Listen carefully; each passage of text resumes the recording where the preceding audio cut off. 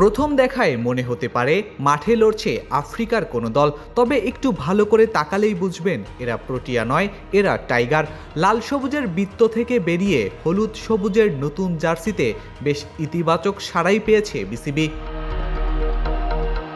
নতুন জার্সি গায়ে জিম্বাবুয়ে এ দলের বিপক্ষে এদিন রীতিমতো টর্নেডো চালালেন বাংলাদেশ ইমার্জিং দলের অধিনায়ক জাকির হাসান। করেন 97 বলে ঝড়ো 119 রান, সাথে তরুণ ব্যাটার ইফতিখার হোসেন ইফতিও দিলেন দারুণ সঙ্গ। সাজঘরে ফেরার আগে করলেন 70 রান। নির্ধারিত 50 ওভারে বাংলাদেশ ইমার্জিং দলের সংগ্রহটাও বিশাল, 364 রান। বড় লক্ষ্য তাড়া করতে নেমে শুরুটা ভালো করলেও শেষ রক্ষা হলো না জিম্বাবুয়ের।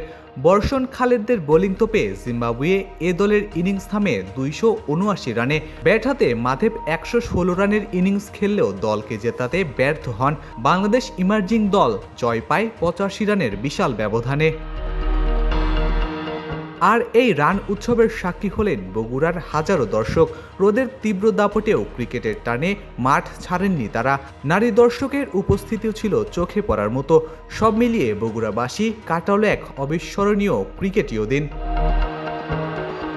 Ishtiaq Ahmed, daily cricket.